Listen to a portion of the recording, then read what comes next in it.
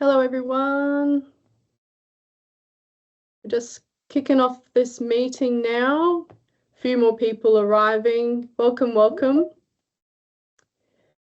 This is step-by-step flood planning for apartment buildings with Resilient Kurilpa. So we're recording this to allow people to watch it back at any time. And so it'll be publicly available from Resilient Kurilpa's website. So do please keep that in mind when you're posting comments and questions. So Resilient Kurilpa's work is based in Kurilpa, which encompasses the suburbs of West End, South Brisbane, Highgate Hill and Hill End. Kurilpa is an Aboriginal word meaning place of the fawn-footed melomys or the kuril, the native water rat. And I want to acknowledge this place name and also the sovereignty of the Jagera and Turrbal peoples, their custodianship of country, which includes the beautiful, meandering and at times forceful Maiwa River, and pay respects to elders past and present, as well as any First Nations people joining us. So my name is Paula Hardy. I'm a design strategist living in Kurilpa and a PhD student at Griffith University in the area of service design and climate adaptation. I represent the West End Community Association within Resilient Kurilpa's network of local residents and representatives from other community orgs around the area. And our network formed just after the February 2022 flood with the aim to strengthen flood resilience within our growing neighbourhood. We develop online tools and resources for our community and other floodplain communities to adapt to their own circumstances. So tonight we're joined by two people who have been really generous in sharing their knowledge on flood mitigation to support our community. We have Bruce McNaughton, who is a retired professional civil engineer with design and construction experience managing infrastructure, including stormwater management systems, inland development and major projects in all Australian states and as well as Indonesia. Bruce has been a resident of Yeronga for over 43 years. That's flood-prone Yeronga and Chelmer before that. So he's got a great deal of lived experience of the 1974, 2011 and the 2022 flood. And we're very thankful to Bruce for his ongoing interest in strengthening our understanding and preparation for the next flood. I also want to welcome Adrian Sains, who is an independent chartered civil engineer. He's a Kurilpa resident and a body corporate volunteer. Adrian has managed infrastructure on canals and river systems in the UK and has also got experience with flood response and reservoirs. And since moving to Australia in 2005, Adrian has led infrastructure planning for new town developments across southeast Queensland. And since the 2022 flood, he's been volunteering with Resilient Kurilpa to develop flood mitigation strategies and resources that have been made available in our online apartment toolkit. So welcome, Bruce and Adrian. Thanks for joining us. Thank you. So this webinar is going to explore why we need to plan for floods, getting to know your building, key tools and actions for flood resilience, and also a Q&A at the end. I just want to acknowledge at this point that the topic of floods may be triggering for some, so please do take a break if you need to. There's also free flood recovery support available from changefutures.org.au and Metro South Health.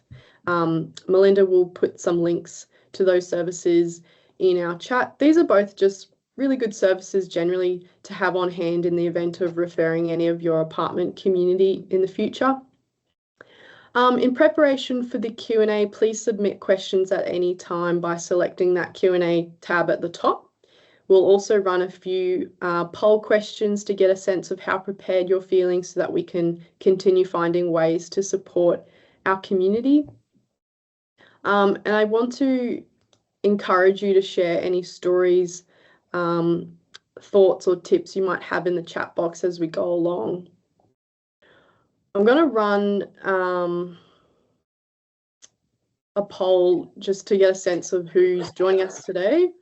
So what is your role? So for example, are you a body corporate member? Are you a building manager? Are you an apartment resident? If you put it in there, we can get a sense of who's joining us. Cool. Okay, so let's keep pressing on. Apartment buildings make up around 80% of dwellings in Kurilpa. And we know that ongoing residential development and planning on the floodplain here and around Brisbane, as well as a changing climate, presents growing challenges for flood prevention, preparation, response, and recovery.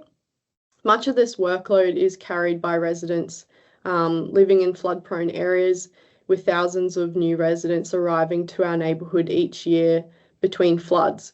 Many new residents and homeowners we know may not have prior knowledge of how floods impact their buildings.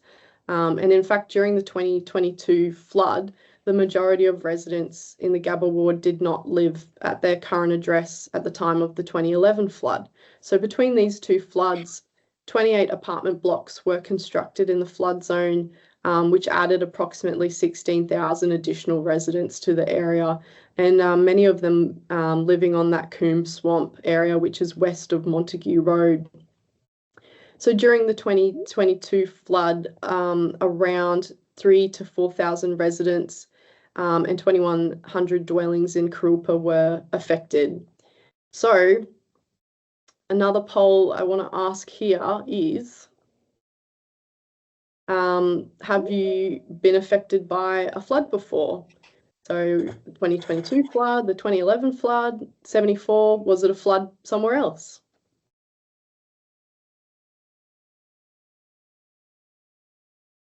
Our work aims to share local knowledge about what it's like to live with flood risk and support our community to take steps to prepare and mitigate flood impacts. And one of the tools we have on our website is the Kurilpa Flood Library, which holds over 170 cards, including a collection of local flood stories and observations.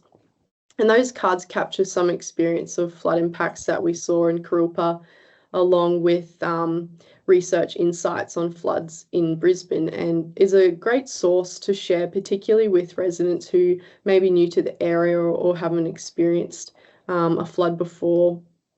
In 2022, we saw around half of the peninsula experience unnotified power outages, and that meant some apartment residents were unable to move their elevators to higher levels, or to operate electric gates to move cars out of the basements before the floodwaters arrived. And some residents were without power for months after the flood, including one apartment building which was deemed uninhabitable for more than 3 months due to having no power and issues with their fire alarm system. We've seen the financial and social costs for repairing flooded apartment buildings really vary depending on how vulnerable the building and its location is to flood risks. For instance, a Tennyson apartment complex that was built on a site engulfed by the 74 flood, despite the development application meeting all council requirements, actually ended up facing $1 billion recovery after the 2011 floods.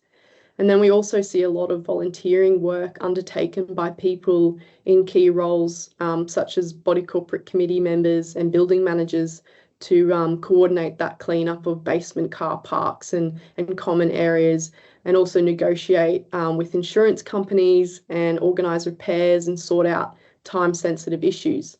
So there's a lot involved for apartment dwellers to bounce back from floods, which is why strengthening the resilience of our buildings is really so important. So next poll question is, how prepared was your apartment complex for the 2022 floods?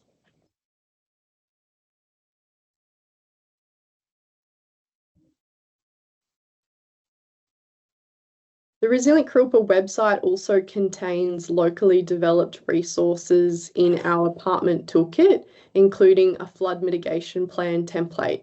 And developing a plan allows you to keep a record of flood impacts, procedures, and flood mitigation strategies, which can be updated and reviewed and shared with future residents and owners. And the plan is broken into 4 key sections, including an intro, which you can outline past flood impacts to your building in, roles and responsibilities for members of your building to undertake, various procedures you can include for your flood preparation and response, as well as an appendix of communication materials and checklists that you can develop for your building. So one last poll here is, where are you in your flood planning journey? So have you done comprehensive flood mitigation planning and works? Are you still working on it? Are you just thinking and talking about it, or have you not begun yet?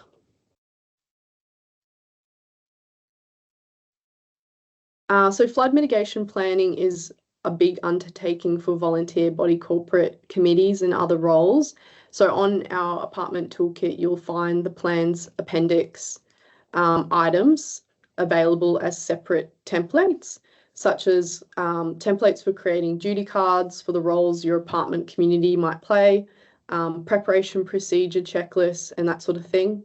Downloading and adapting these templates for your apartment buildings will allow you to take smaller steps that can build up to a comprehensive flood mitigation plan. You'll also find guidance to help you develop your own plan, including an example from the River Point Apartments. Lastly, you can also join our apartments network which is a Facebook group, to post questions and share insights with other apartment dwellers and body corporates. As we'll learn from Adrian and Bruce shortly, the flood mitigation journey is not a simple one, but it is a shared one. So please do tap into our community network so that we can help each other adapt. And yeah, I will now hand over to Bruce McNaughton, who is going to run us through a bit of background on past and future floods in Brisbane. Thanks, Bruce. Thanks, Paula, and pleasure to be here. While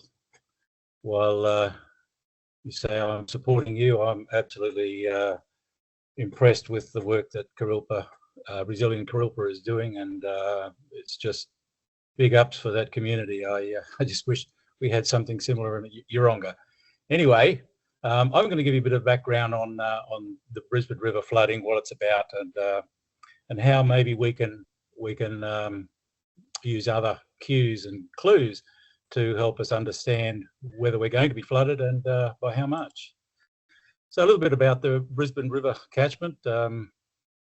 Firstly, it's a pretty big catchment. It's roughly 150 kilometres wide at its widest, 250 long, and is bordered on the western side by the Great Dividing Range. Up in the northwest, so it goes right up to the Bunya Mountains, then your Kuya and Brisbane ranges in the northwest, the Conondale ranges, so right up near Mullaney to the northwest, and then the Dagula ranges on the east.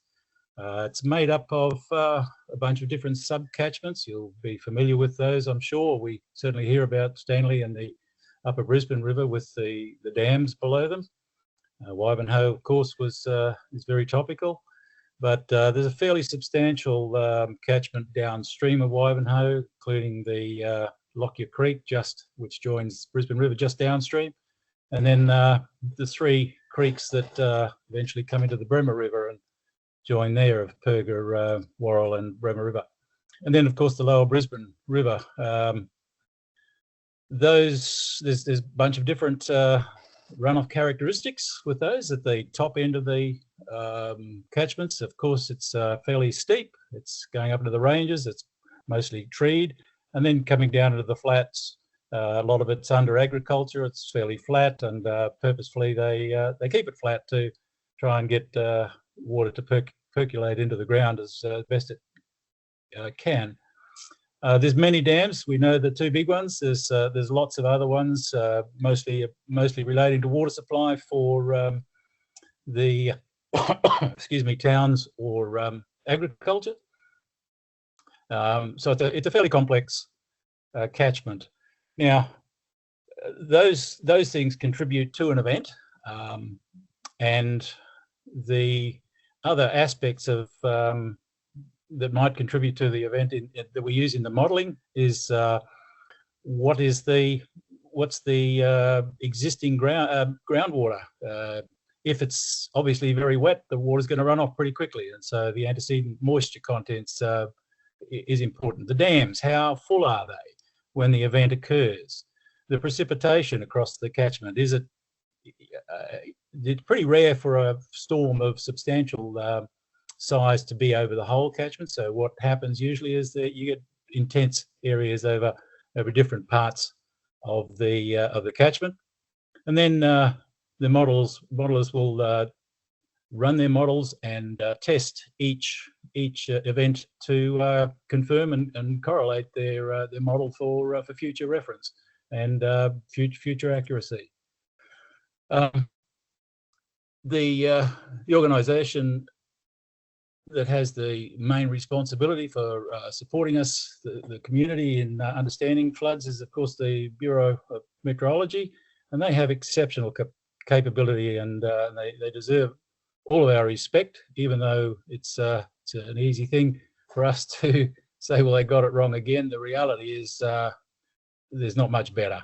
They work with substantial historical records. They have on their website climate data that you can go on and you can find out a lot of information, and either paid or free. They have past flood information, and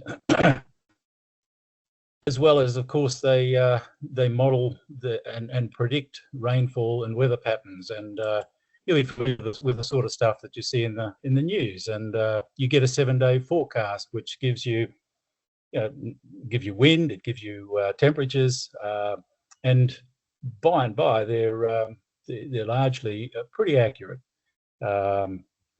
So add that to where are they getting all their information. On the back of 1974 flood in particular, this is the Brisbane River catchment again, but all of these dots relate to weather stations or river height monitoring stations. So there is a plethora of information now that is available to the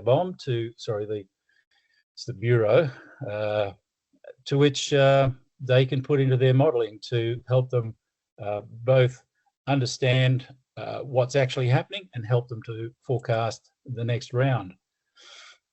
They take all the all the information they've got, and they put it into computer modelling for the stream flows.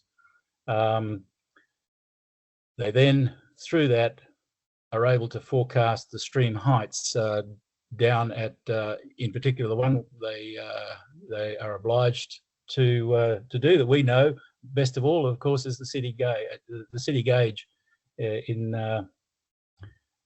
in the city at Petrie Bight, I think.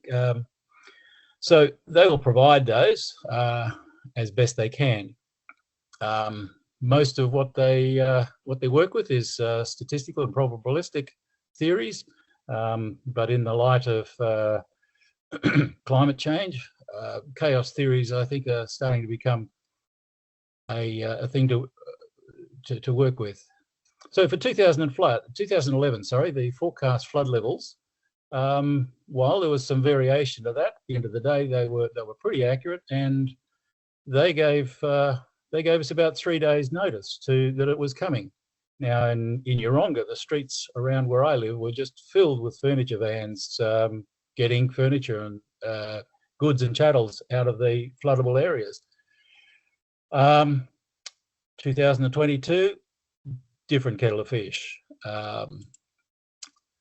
This slide just at the top here.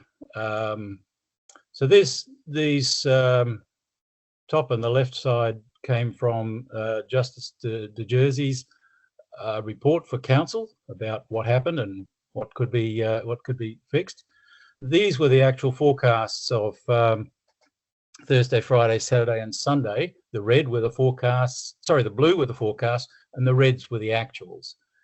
So as you can imagine, if I'm putting information into a model, right, which uses firstly known information of what's already in the streams and what's in dams and what's coming down, then if I want to predict something a couple of days beyond, I need to be comfortable in what I'm putting into the model that's going to continue to come through. And of course, if that's going to be very different to what I'm predicting, then no surprise, the actual stream response is going to be very different.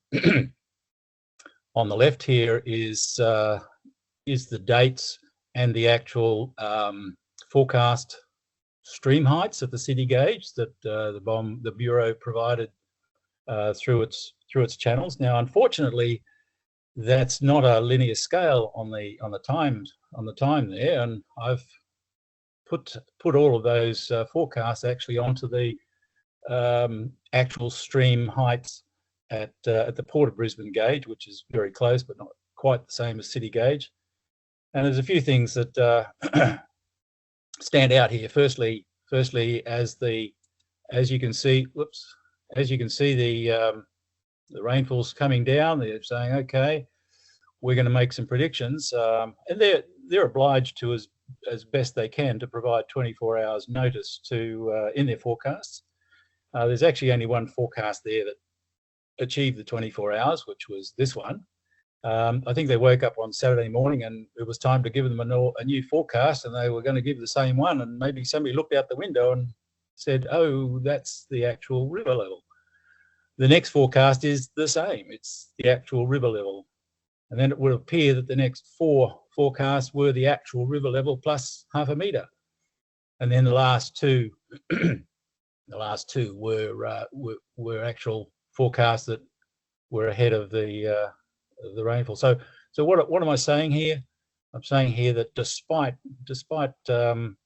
the quality of the information and so forth, the events can actually get the Bureau, catch them off guard, which is exactly what the Bureau knew this system was coming. They just didn't expect it to stay around so long and deliver so much rain.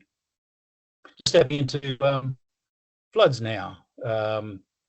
These are charts of past floods. I'm sure a lot of you have seen them before. From 1841 is the first major one here.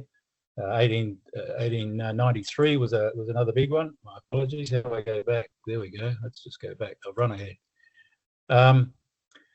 Somerset Dam was built in 1959, completed rather then, and so it's had some effect on floods. Wivenhoe came out after 1974. So then we say, well, okay, what's happened post Wivenhoe? Of course, 2011 and 2022 for the last major ones. This bottom one is Bremer River. As you can see, because Ipswich and Bremer River are downstream of Wivenhoe, there's no real impact of Wivenhoe on the Bremer and Ipswich. Just a little something about the Wivenhoe Dam for 2011. Obviously, it's been very topical about releases and all the rest of it. This is particularly topical. It came from the independent review of Brisbane City Council's response to the flood. Firstly, the first peak of 10,000 cubic metres a second at 8 a.m. on January the 10th was similar in magnitude to that of 1974. And then there was a second peak of 10% higher, about 28 hours later. It was even greater. The total estimated volumes were not inconsistent with the 1893 flood. So, in my mind, Wivenhoe worked very well for us. We can talk about releases, but the reality is, it held back 1974, somewhere between 1974, which was a metre higher in the city, 1.3 metres higher in Yeronga, to 1893, which is 4 metres higher in the city and 6 metres higher in Yeronga.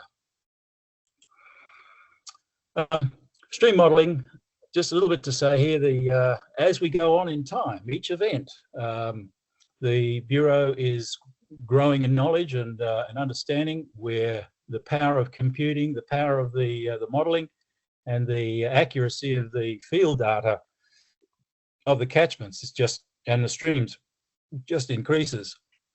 But needless to say, so does their accuracy by way of forecasting and building. For forecasting, they build a synthetic flood scenarios to give us what they call the 1% AEP, or in the old currency was 1 in 100 floods. So in Yeronga, because of my interest, I've just prior to the 2011 flood, I went online and got hold of the property flood information for my property. And the 1% AEP was, back then it was 1 in 100, they said, it was 6.8 metres. And council puts on half a metre for their planning requirements to make the minimum habitable floor level. Post 2011 flood, the 1% AEP was the same, but council instituted an interim planning provision to raise the minimum habitable floor area level based on the 2011 floods. So for Yeronga, it was 8.3. I checked again in 2018, same. Now, in the background, there was a lot of introspection and a lot of further modelling done of the river and the event, and very substantial modelling was done. It was actually released in 2019, and as a result of that modelling, the 1% AEP has risen 1.5 metres compared to what it was. Now, put that in perspective. Before Wivenhoe was put in, the modelling was set up and tested on the basis of what they expected Wivenhoe would do to a flood. 2011 was the first actual flood that they had to correlate that model, and so this is the first real learning that they've been able to take through in their modelling and say, okay, that's what it should be. Adding also things like climate change and the like. So where do we go with this? Let's go back to the future. This little chart here, you can see in the bottom here, it says the 24th of January 1911. This was actually a board that was put up in the GPO on the back of the 1893 flooding that says that each of these lines here was actually like a skate that they've got an arrow that they could raise up and lower. So based on information that they got upstream, this one here is Woodford up in the Stanley River, and then we come down to Lowood, just south of, downstream of Wivenhoe. So these would be, somebody up there would be saying this is the current level, and that arrow they would either point it up because to say it's still rising, or point it down to say it's falling. And each of these lines are different flood peaks for different events. And down here, so that's diagram 1, diagram 2 down here actually is a microcosm of the city reach, and this is Montague Hotel here, the Victoria Bridge, and the Port Office gauge just here, and they've got levels of wharves and pubs and all sorts of things through there. So this was all set up so that if I'm downstream and somebody says this is what's happening upstream, I've got a sense of what I'm going to see downstream. So my engineering background says what can I do with this? Just here, these are levels that I've taken from either gauges, or I've done my own searches of properties nearby to establish those levels to put them into. So there's Orley Point and Kurilpa, and I'm calling Orley Point as where Orley Park is, and Kurilpa Point, of course, the other point. So what do we do with this? So what I've looked at here, I've again selected a number of properties through Kurilpa. I've identified their flood levels for each of the events of 2011, 2022, the 1% AEP, and I've compared, excuse me, I've compared those levels to the peak levels at MIEAust for those events. Okay, and what I'm seeing actually is a surprising correlation. So you can see here 36 to 40% at point A, and that's River Point for Adrian, right down to Kurilpa, 30 to 34% with an average like that. So how do I apply this? What relevance is this to me? What I'm looking at here, I've got the possibility of actually looking at the actual stream levels at MIEAust on the Bureau's site. You can see the link here, but later we'll give you the links via QR code. But I can look at that and say, okay, if I apply that level by whatever the percentage is downstream, and for the sake of the exercise, I'll just use the average, then I'm going to get a sense of what the level is at my place in Kurilpa. And the other thing that's of particular interest, based on the 2011 flooding and the passage of the flood, MIEAust's peak was about 11 hours plus prior to Orley Point. So if I'm looking at that, I've got at least a chance to say in 11 hours or so, I'm going to be hit by that sort of flood. So it's a starting point. If the Bureau is struggling, and it's not that particularly easy for us to see that until we look in the rearview vision mirror. At least we can use this as a tool. So what do we do? Firstly, heed the Bureau's warnings. And if they're saying there's going to be a substantial event, well, let's go forward on the basis that it actually might be a 1% AEP. But let's do that with caution. Let's not be anxious about it. Let's start using the applicable real-time data that is available to us. Adrian will go into developing your own set of indicators for your own property, mitigate your risk, start moving possessions to higher ground, and develop plans of action. So Adrian will get into this. We can lobby for better data. So immediately across the river, Brisbane City on the backflow prevention devices at Auckland Flower and Milton actually have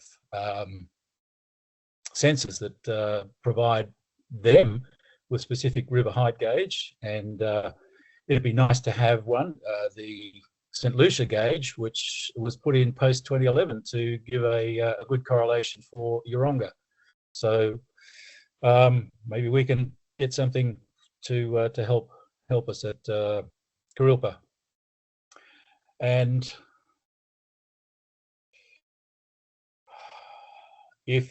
while I've come up with those sorts of relationships, maybe we can get BOM or council or somebody else to do something similar. Just in terms of your planning, there is already a group in Resilient Kurilpa that's providing information on levels and egress for various intersections. Again, the QR code is there, and there's a bunch of key links for helping you to see firstly where the MIEAust River height gauge is. You can go to the council's awareness map to download your own particular property information.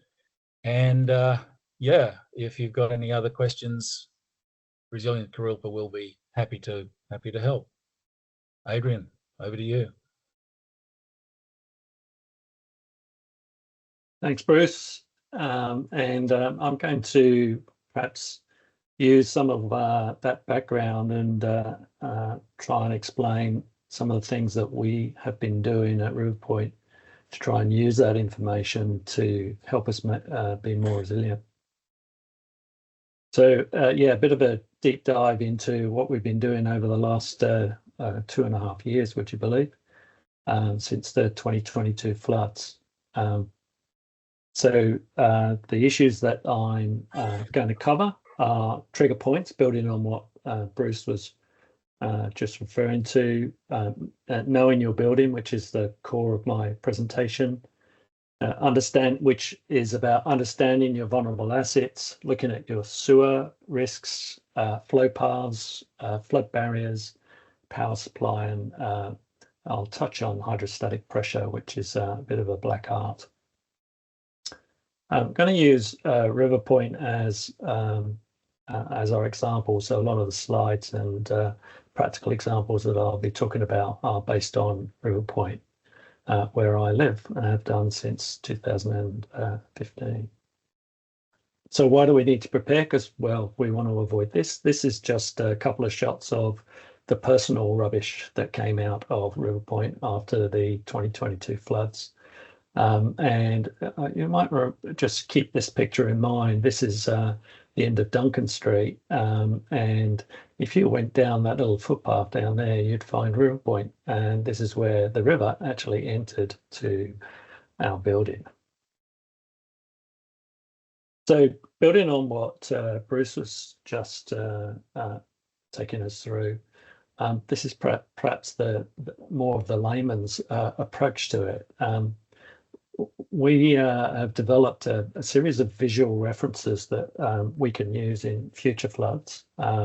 We inadvertently took photographs of the pergola down in Orley Park while the flood was developing in 2022. And then subsequent to the floods, we then took some levels and correlated those against time-stamped images, which gave us a real insight into what the flood was doing at any one time. The slab where the pergola is based is actually at 3 meters, which is about 2.5 meters, sorry, 0.5 meter above normal high river levels. So when it's getting to 3 meters, we're really into a minor flood situation. This image here, it's actually 4 meters. Well, I'll be talking to you about Energex shortly. At 4 meters, the power goes off in River Point. And this is what the river looks like when it looks like that image back in Duncan Street. So when the roads are flooded, this is what the river looks like at 5.4, which is 9 o'clock was about an hour after the peak flow through the river. We've actually improvised a flood gauge. So we know that the base slab's at 3 meters. So we've got 0.5 meter intervals marked on this post, and with a pair of good binoculars, we'll be watching the river rise on that post. That's significant because the rate of rise is significant in terms of how much time you've got to prepare and take action. I'll come to that in a sec. This graph is very similar to the graphs that Bruce was reflecting on, particularly some of those older images of what was being done in 1911. This is fairly similar. This is the river rising on the city gauge in 2022, reaching a maximum of about 3.8. This is the gauge at St Lucia, much higher, up at 6.6 at the peak. And this is a 5-day period where this is happening. And what we've managed to do through those images that we took and knowing the levels, we've interpolated what the river levels will be at River Point at any one time during that flood event. And it means that we know we can now correlate what's happening at St Lucia. What does that mean at River Point? Actually, round about where the sailing club is on the Kurilpa Peninsula. And then we correlate that. This is what's happening at River Point, and here's our basement levels.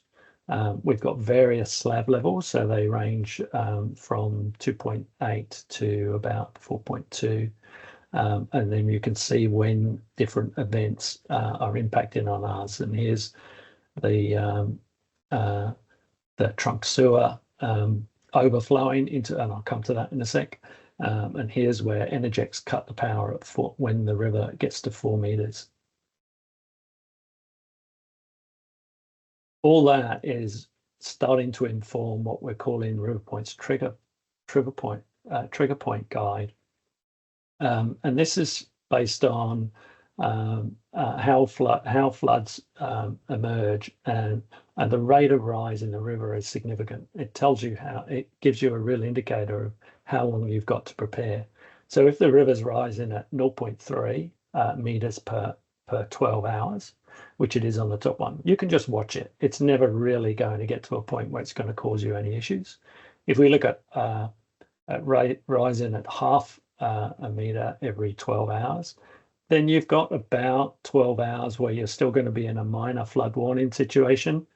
But if it continues to rise at that rate, you've then got around about 1 day to prepare your site in terms of clearing cars and personal possessions out of any flood-prone areas. Then you're into, in that period, you're into a medium flood scenario. And if it keeps rising, you're going to get into the red zones, which are major flood events.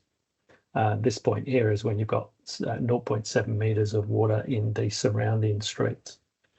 We actually experienced in 2022 1 meter every 12 hours. It's a very rapid rate of rise. And that means that you've virtually got no time in terms of moving from a minor event to a medium flood event. And really, you only have 1 day from the first warning of a minor flood event. You have 1 day to prepare your building, because at that point in our building, RiverPoint, Energex will cut the power because it reaches 4 meters at this point. And then you've virtually got no time at all, just a few hours before you're into a major flood event. So 2022 was pretty extreme. It happened very fast, as you can see from those earlier graphs. So we've taken that information and then information from our building into a flood mitigation plan, which includes trigger points, but it also has, other than understanding your building, it also has governance of roles and resident actions, which these last two points will be covered in the presentation that's being done in a webinar in 2 weeks' time, which Paula will say something about later in the presentation. So do you know your building? And well, it's generally, if you're living in a apartment complex, it's a body corporate responsibility to know your building. It's not the developer, it's not council. It's effectively the residents, because the body corporate is a group of volunteers who act as your management. What data do you have to hand? Do you have as constructed plans? Have you got civil structural information, plumbing, electrical? What are your procedures? Do you have maintenance plans? And things like, what does 3.8 meters at the city gauge actually mean for you locally? So what impact does that have? RiverPoint is a complex site. It's 3 hectares in total. It's a podium over the entire 3 hectare site. So it's got basement car park under all of this red area that you can see here.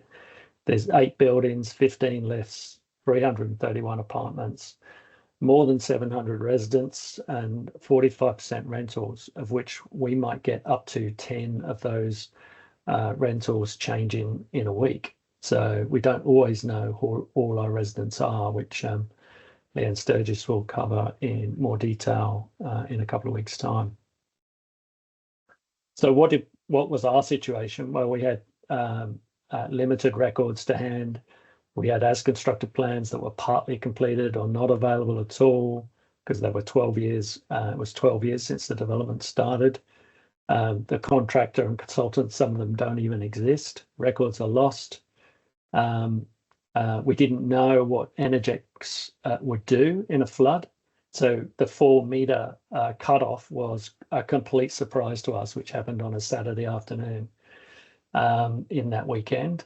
We didn't know the impact of sewer, flood storm flow paths, and the city gauge information was generally not that well understood, and we had no real awareness of flood wise. So we were not ready, even though the building flooded in 2011. Time had moved on, people had moved on, and we just didn't have the information available to act effectively. So what are vulnerable assets? Most of them in a development, in an apartment complex will be in the basement because it's the easiest place to put them. That includes lifts, transformers, switchboards, pump controls, electricity meters, fire booster pumps, pool pumps, carbon monoxide monitors, extractor fans, hot water systems, basement, and importantly, fire escape emergency lighting. And on that last point, when Energex cut the power, they plunged our basement into darkness. We had no lights in our emergency lighting wells all the way up into our high-rise buildings. And people were in the middle of removing their personal possessions and cars from the basement when we were plunged into darkness.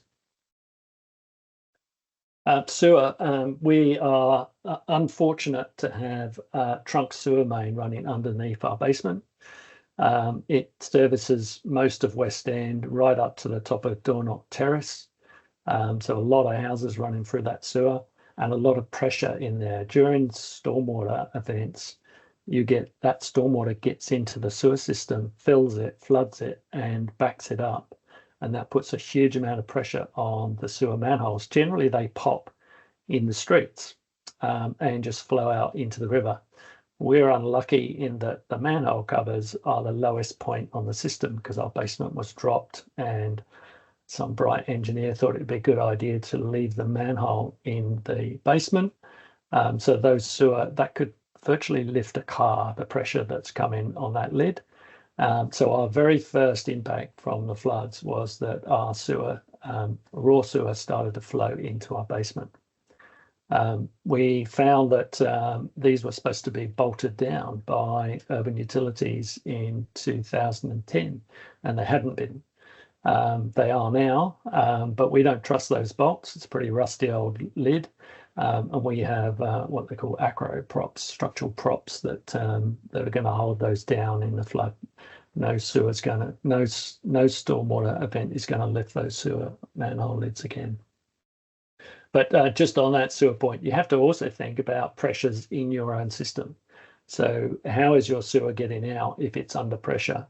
And people are still using their toilets if they're living in the apartment blocks. So there are other vent issues and so on that you've got to explore from a sewer perspective.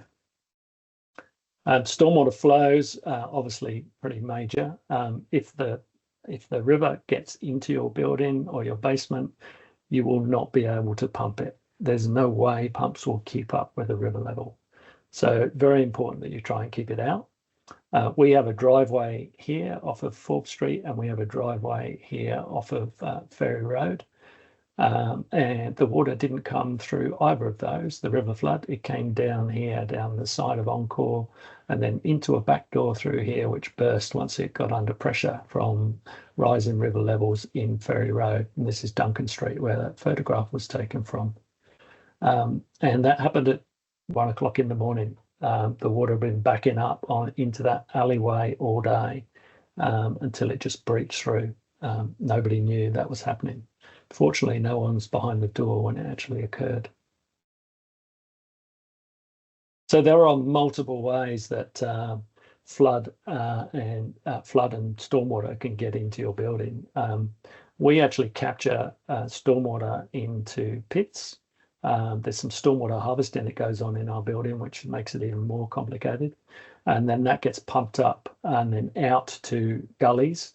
The problem is sometimes it goes direct to gullies, and the pressure is building up in these gullies in the street because they're filling up with floodwater, and then these pumps just can't cope.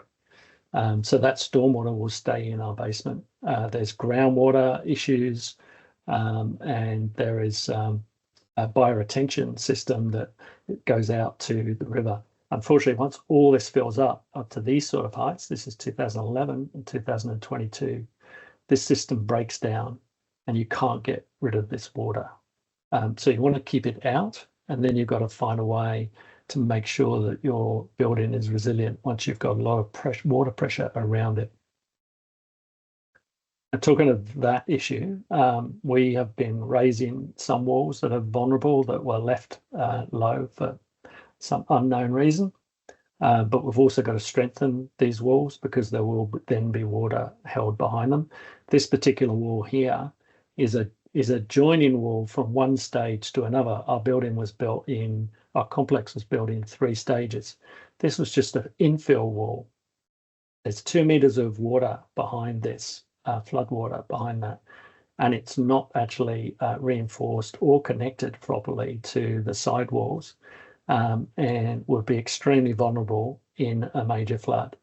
Now, we weren't vulnerable in the last event because we flooded and we had water on both sides of the wall. So it's never been tested.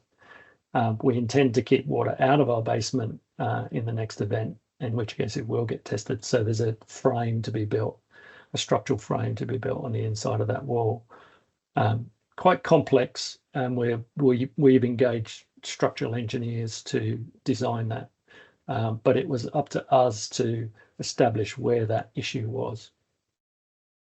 Lifts are vulnerable. We had all 15 lifts in the basement when the power went out, and they all got flooded.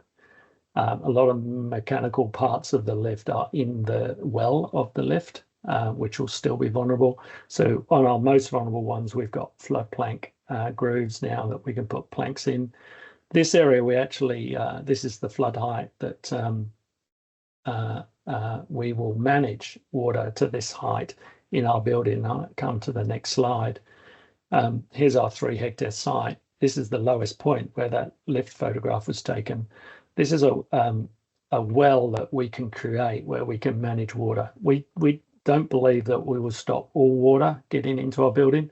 We can stop the river, but we can't stop all stormwater getting into our building, into our basement. So we'll use this as a control reservoir. And it looks something like this. So it's about 100 meters long, 20 meters wide. And we have some very high powered pumps that we've put at slab level, not connected to road gullies because they don't work very efficiently. They're just connected to the driveway. And we're able to pump this water out very efficiently, very quickly from these 2 new pumps. These are flood planks that we are just used to test them annually, so that we can fill a small area. We don't want to flood our entire basement just to test the pumps. And here's another picture of flood planks. We had flood planks. They were purchased after 2011. This is Forbes Street. They didn't actually quite get to the flood plank level. They were just short. If we had needed them, it would have been an issue because they were in the basement. Nobody actually knew they were there. And then when we came to install them 10 years after they were purchased, parts were missing and they would have been useless anyway. So understanding when you need these, where they're stored, how you install them is really important. We are now going to be running annual events to put these flood planks in, where we'll shut driveways down, and it will be good to remind people that we do have flood issues on an annual basis, but also we'll make sure that that knowledge is passed on, which is so important. Power supply, securing the basement from floodwater will not resolve our issues. As I said, we still get a lot of water into our basement anyway. We've got a stormwater harvesting system, which means over that 3 hectare site, about 1 hectare is gathering stormwater. And there was about 1 meter of rainfall. It was about 900 millimeters of rainfall in 3 days in the 2022 event. So that's 0.5 meter of water that was coming into our basement, even without the river. So we need to manage power because we've got to manage that water coming in. But it could also be coming in from groundwater. There could be pool overflows, general leaks, just stormwater issues that we haven't even found yet because we flooded last time. So we will learn a lot next time when we keep the water out. Power supply to our pumps is critical. Power supply comes from two power supply routes. One is from a power supply from Dornoch Terrace into Forbes Street, and the other is down Montague Road, down Ferry Road. This goes to a transformer, and there's two transformers in our complex on this route. This is the one that gets turned off at 4 meters when the river height gets to 4 meters. This one didn't get turned off this time round, so Ferry Road is more resilient. We think it will get turned off when the river gets to 6 meters, which it was at 5.4. This is all local levels I'm talking about. It was at 5.4 in Ferry Road during the last 22 event. It was at 6.5 in 2011. So we're pretty sure they would also disconnect that power as well in the 2011 event. And unbelievably, we have a transformer in the basement as well, so doubly vulnerable. And this one is connected to a new transformer that was built at a higher level and is also connected to the tin and timber houses in and around the development. So really vulnerable. So the whole of the Forbes Street area we know will get turned off, even if we could guarantee we could keep the water out of this transformer box or building, where they would still turn the power off. So ultimate supply is really important. We're going to utilise, we call it number 60 Ferry Road transformer to try and service our building as far as we can, and then we'll go to a generator. What does that look like? This is Forbes Street. This is Ferry Road. Transformer here, and transformer, this is the one that's in the basement. And this is the new one that's connected to the one in the basement, so still vulnerable. So this gets turned off when the river gets to 4 meters, which, if you remember the very early pictures I was showing you, is when it gets 1 meter over the pergola slab, not that high. And this one stays probably till it gets to 6 meters. This is what we've actually put in place. It's cost us about $300,000 to put this system in place, which is effectively all these new cables here are running these transformers or these circuit boards from this transformer over at Ferry Road. So we've effectively accepted that we'll lose these two transformers and we'll run our power from here. Doesn't mean you can run everyone's fridge and freezer. In fact, there's no residential power being in an emergency situation, but there will be lights in the basement. We will be able to use lifts intermittently, and all our pumps will be running. So we'll be able to control the event and create a much safer environment. And then this picture is just that if we lose the Ferry Road power, we switch over to a generator, which hasn't been installed yet. And here we are 2.5 years later. It's been quite a journey, but it hopefully will be this year. And then we'll power up from a generator. But again, pumps, lights, and the odd lift.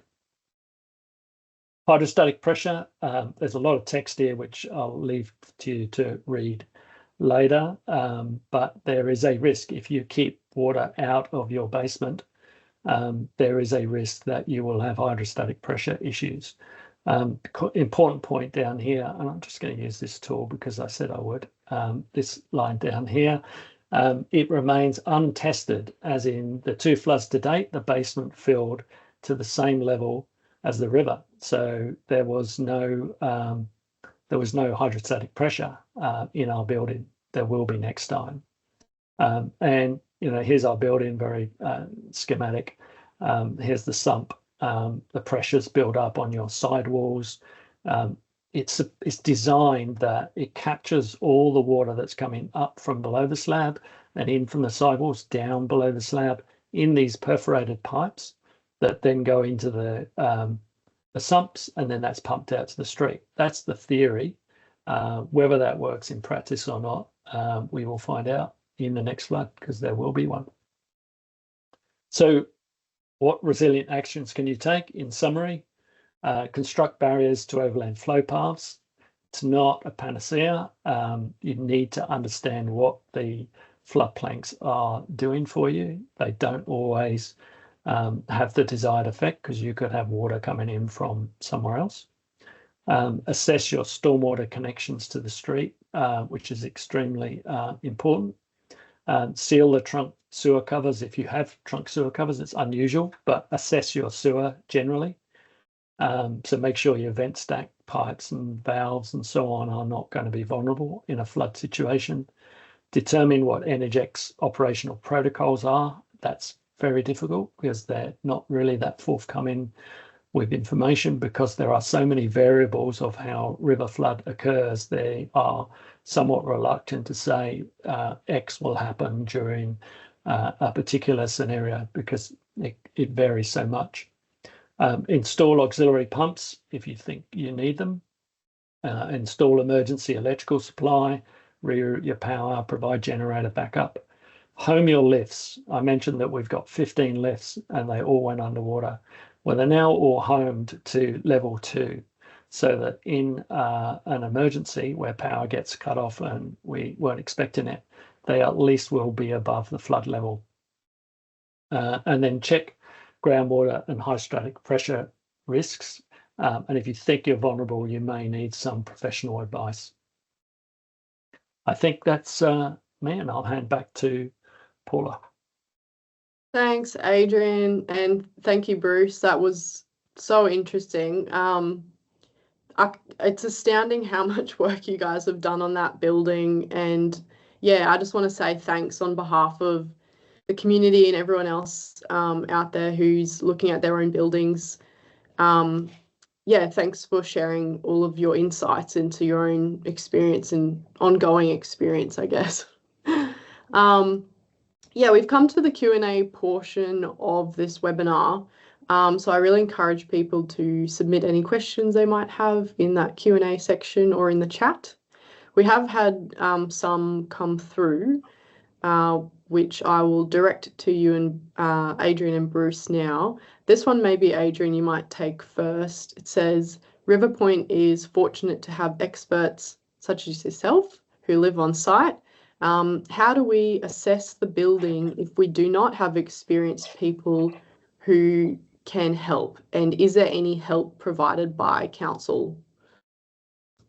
Yeah, it's a good question. And I should have thanked the group of professionals, retired and practicing professionals that I work with at River Point. There's 2 civil engineers, a structural engineer, 2 electrical engineers, and a hydraulics engineer, and an architect, and a project manager from resources industry. So we are extremely fortunate to have such smart people around us that that can help assess our building and develop plans.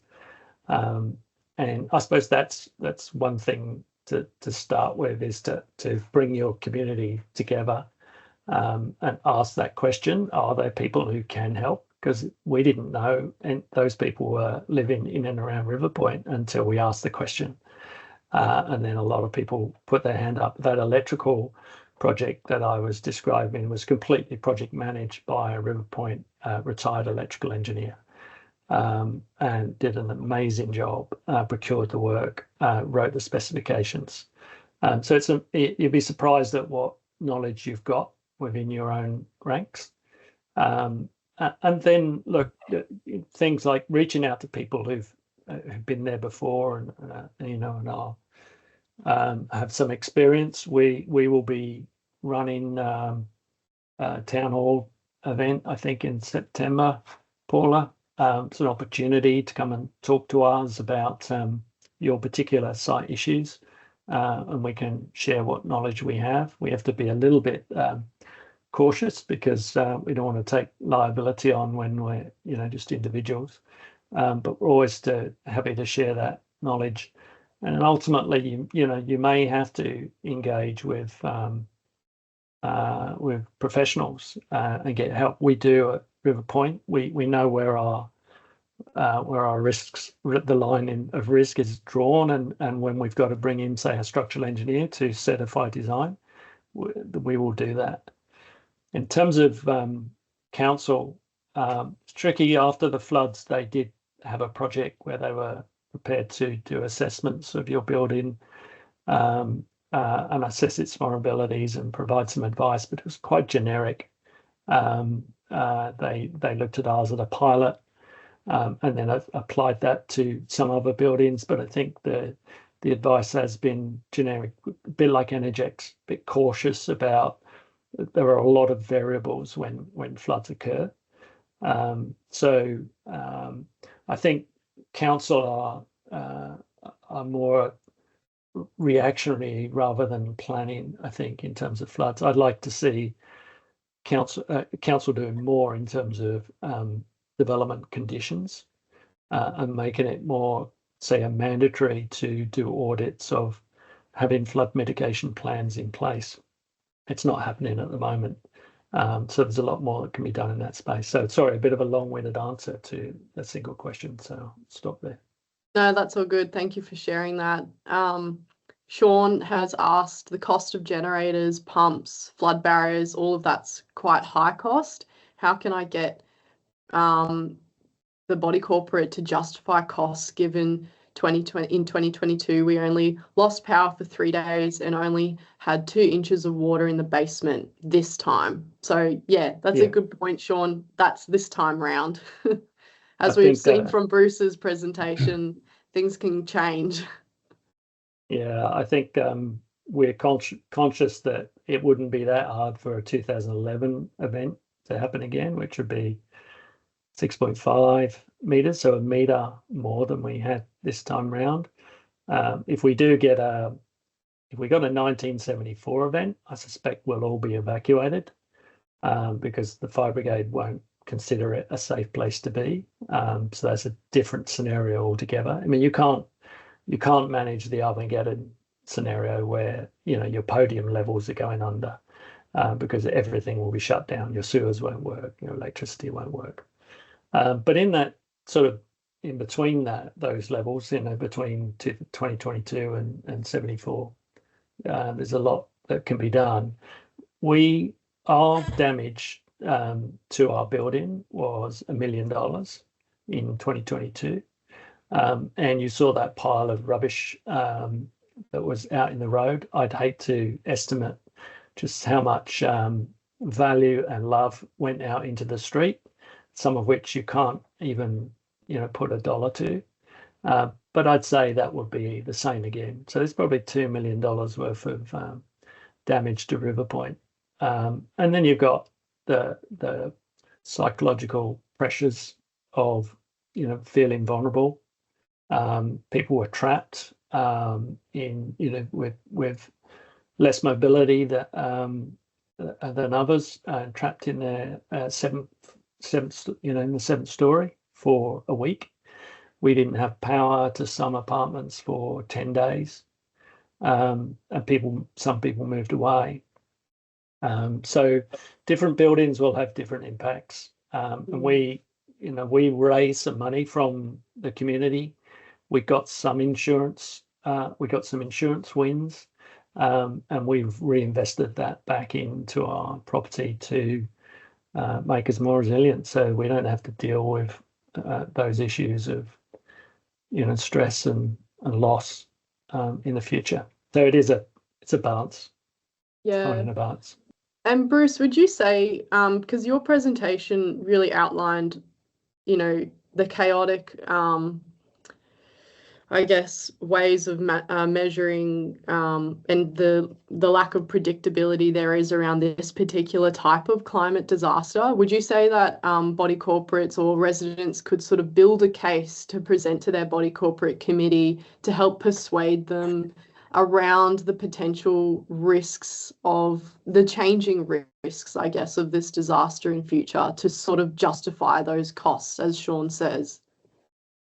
Well, certainly to start with, the powers that be are just about to start another round of flood modelling based on 2022. As I said, that came out in 2019, so 2022 gave more information, and I need to actually just say that the flood just doesn't come down the the river in a wave. When I say there's a peak up at Moggle, that peak could already be, it's a very long peak.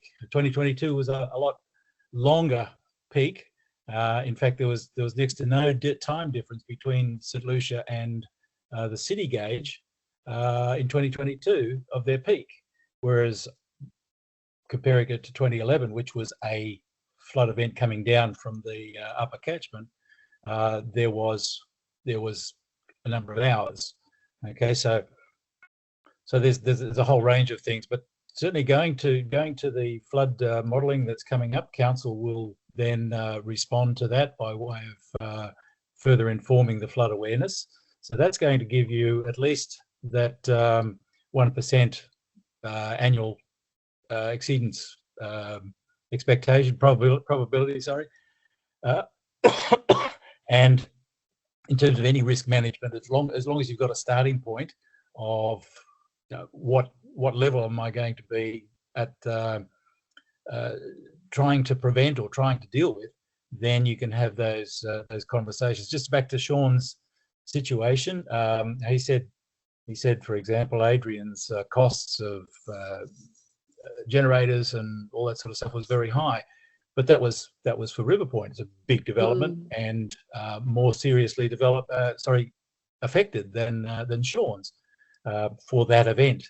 The River Point scenario and solutions might not be the same as his. So yes, they're big costs, but you've got to do your own work on it to find out what your circumstances are, and maybe there are options that are nowhere near as expensive. So I think you've got to get in, do the sort of stuff that Adrian's done for River Point, understand your own building and what's at risk. Then you can formulate a plan of how you're going to mitigate that, and you can put some percentages of likelihood against those to then establish a plan to fund it or what you have to fund. Yeah, so it really underlines, each building is different. So it's really up to us to find out and know our buildings, I guess. Someone else has asked, Selena's asked, in other streets, there are numerous buildings of greater height and different developers and body corporates within the same land area as River Point. How important is communication and coordination amongst these different buildings? Adrian, did you want to speak to that? Yeah, sure. Well, I think through this forum, we've created some excellent dialogue between different body corporates. That means that we're all learning from each other. Leanne Sturgis, who's presenting in 2 weeks' time, has been a resident in Flow and River Point, and still is the chair of Flow, and we've learned a lot from what Leanne has done in terms of planning and responding through flood events. And we've got dialogue with the Bredella developments around us, and also the other Stockwell developments around us.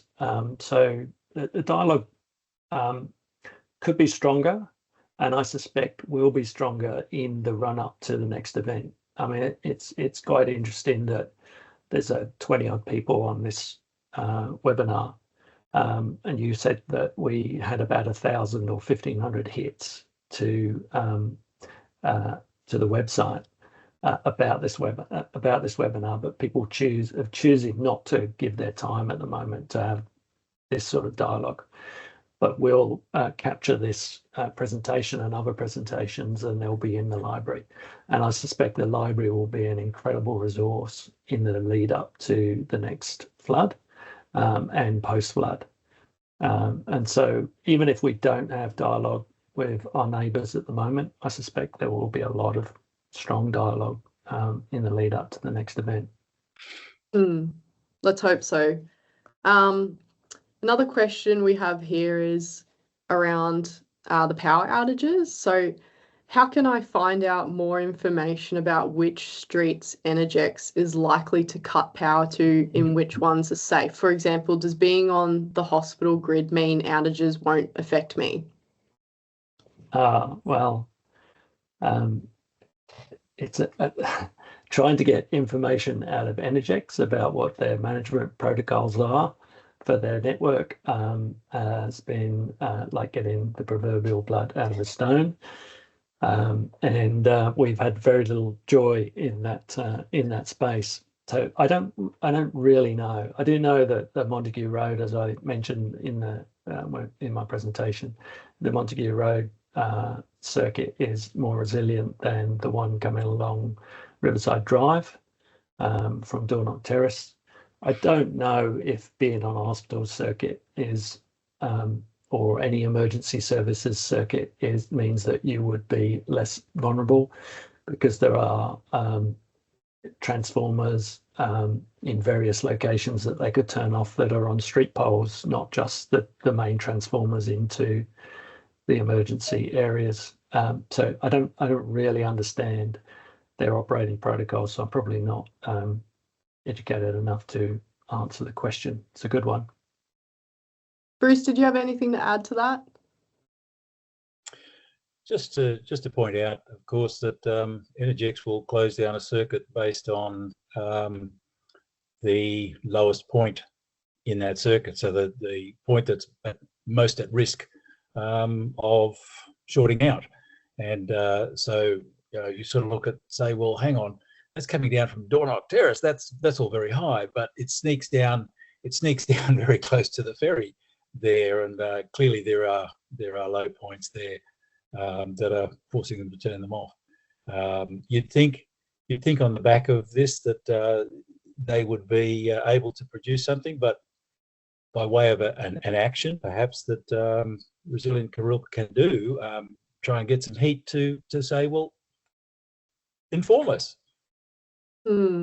Yeah, we certainly know it's got fairly serious ramifications for residents in our area, such as people who rely on, electric wheelchairs,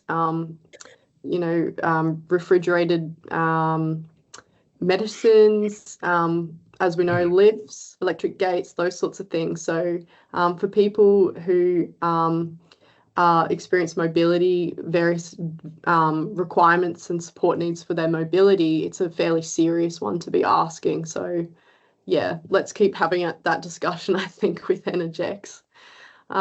This question here is, what do I do if the body corporate has no interest in improving our flood resilience? It's a little bit similar, I guess, to Sean's question with the hesitation around the costs. But what do people do if there's just no interest, I guess, or the body corporate's really inactive?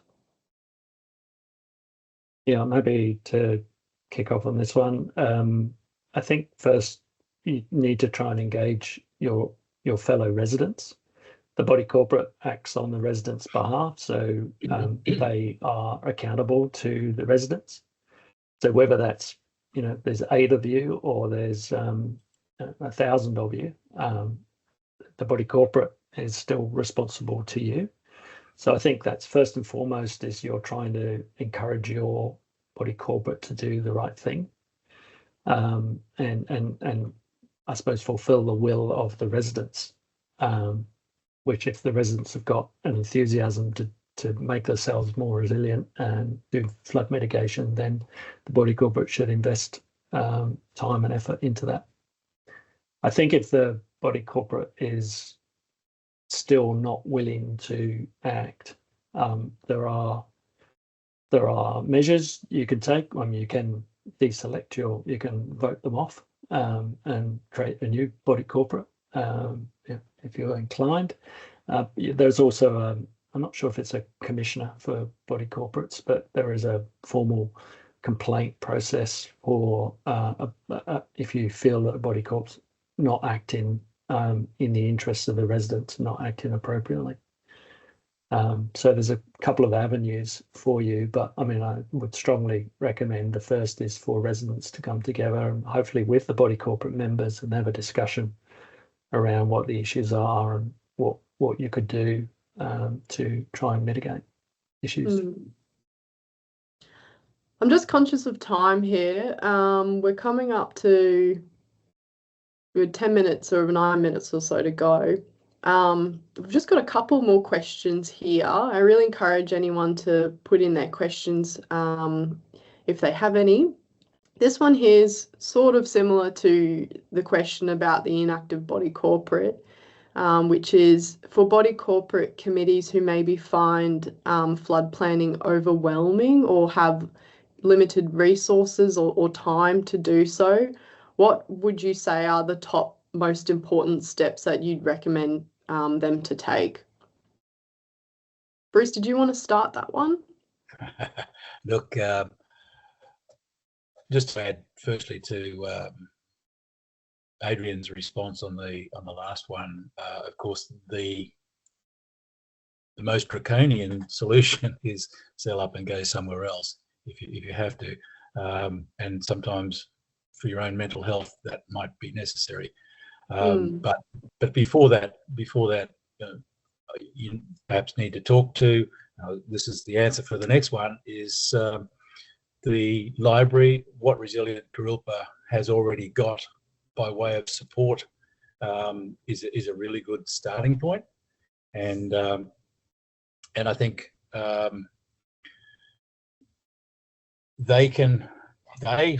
people like and they're supported by people like Adrian and myself to where you can just get an understanding. I think understanding is the main thing. And yes, I'm not a professional. What do I do? We've given you some links. You've got the resources of the Resilient Kurilpa library. Start with those. Get familiar with that sort of stuff. Try and understand what your risk is before you start taking draconian action, I guess. That's a good point, Bruce. I think just don't go too fast. I've seen people already invest in what they think are measures to mitigate their flood risk, and it's not been a good investment of money. So understanding your building and how it performs and reacts during a flood is really key.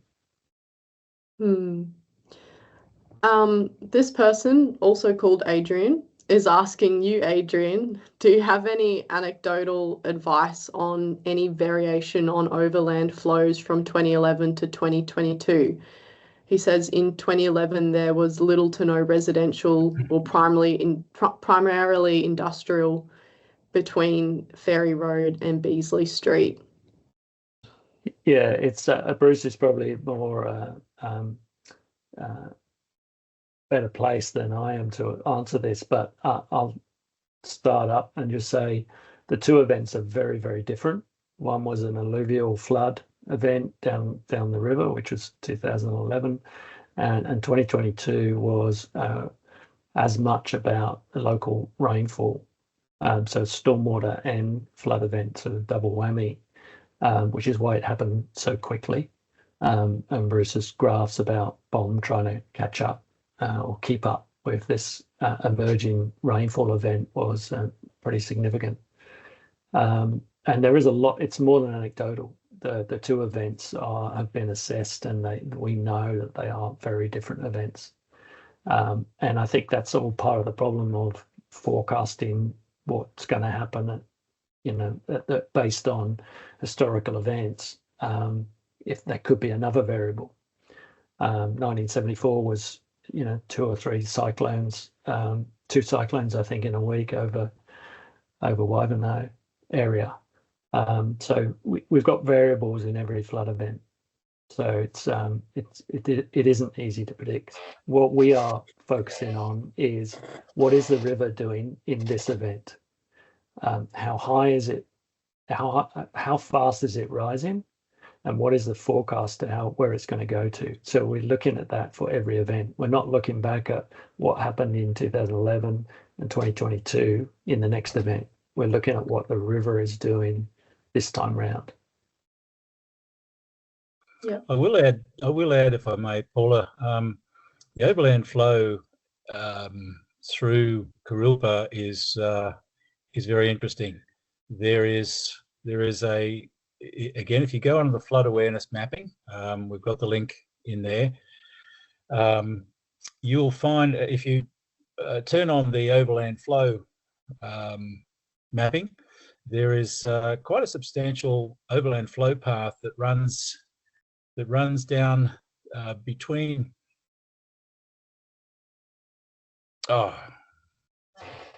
It's between the two hills. That's Boundary Road and not Harcourt. Hargrave. Montague? Hargrave. Oh, Hargrave. So there's a valley in between there, and it runs down there, goes through the corner of the intersection just behind the shops at the Vulture and Boundary Road, and goes through there. And there's a number of streets. There's a number of streets that cross it. There's a Granville Street, there's a number of streets anyway that cross it. And the streets are actually higher than the houses. So there is a stormwater drain that goes through there, but when the stormwater drain is exceeded, the capacity of that's exceeded, it goes overland. And there's not an insignificant number of properties, and I'm sure they all know who they are, that are affected by overland flow, which is a flash flooding event in the local catchment. It's got nothing to do with the river. What can you do about that? Unfortunately, there is not a lot of data or supporting data that you can see online about that. That's probably something that as a community, there's a potential of trying to understand how that does interact with flooding, or perhaps even council could support us in that.